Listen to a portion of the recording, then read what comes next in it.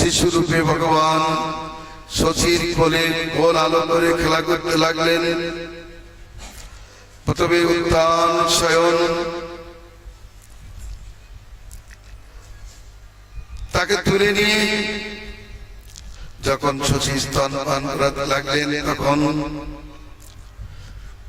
নূপুরের ধ্বনি শ্রবণ করলেন। ঘরের ভিতরে শঙ্খচক্র গদা পদ্ম চিহ্ন দেখলেন।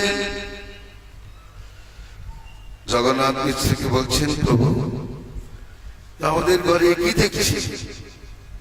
বলে, বুঝতে পারলে না? আমাদের যে দামোদর শিলা আছে সে বালক হয়ে খেলা করে, অতএব মহোৎসব করুন। কিন্তু নিমাই যে শিশু সেটা প্রমাণ করতে পারেননি, তার জন্য তারা মহোৎসব করলেন। এবার নীলাম্বর চক্রবর্তী আসলেন, লগ্ন গণনা করে দেখলেন উচ্চ লগ্ন। যদিও শনিবারে জন্ম হয়েছে অতএব তিনি সংসারে থাকবেন না। পূর্ণিমা তিথিতে শনিবারের সন্ধ্যাকালে সন্ধিক্ষণে তার জন্ম, অতএব তিনি যুগ সন্ধিতে আবির্ভূত হয়ে জীবের কাছে অমূল্য রত্ন প্রকাশ করেছেন, এটাই সূচিত হয়।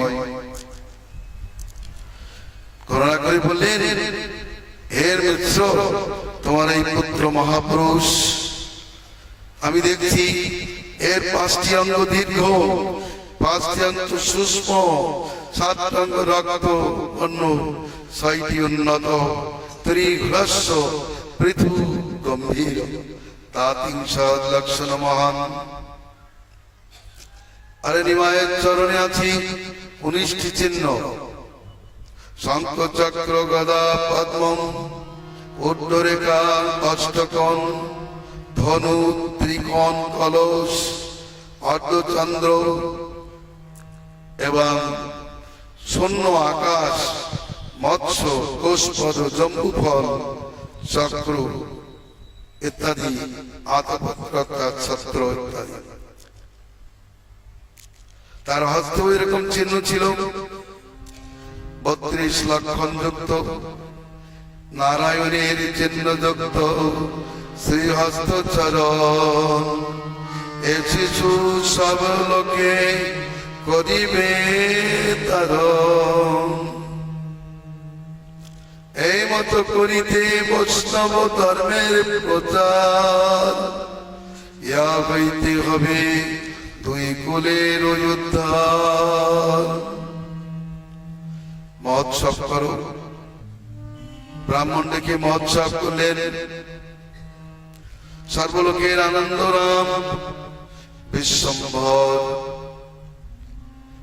আহা সেই বিশ্বম্ভর শিশুকাল থেকেই সকলকে সদ্ধর্মে নিযুক্ত করবার জন্য ব্যবস্থা নিলেন।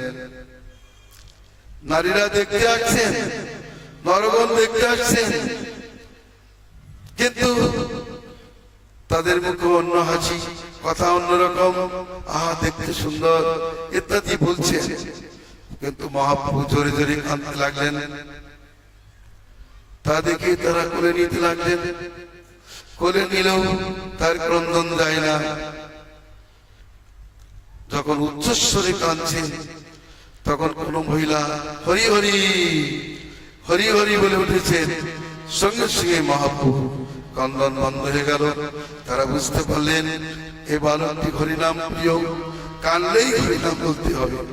অতএব চারিদিকে নারীগণ বেষ্টিত হয়ে সব সময় খরিদ্দারি করতে লাগলো।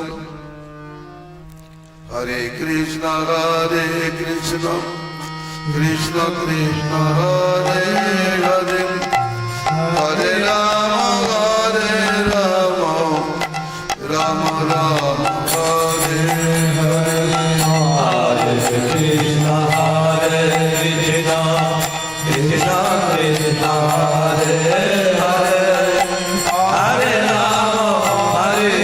রাম রাম রাম হরে হরে।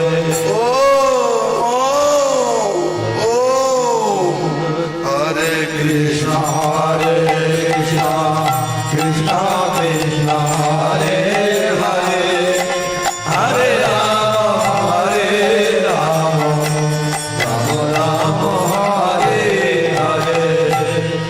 কেঁদেছেন কি বলে? ওম বলে, ভগবানের নাম উচ্চারণ করে, এক অক্ষরে ওম নাম উচ্চারণ করে কেঁদেছেন। লোকে বলে ওয়া ওয়া ওয়া, এমনটি মেনে নাই, ওম বলে কেঁদেছেন।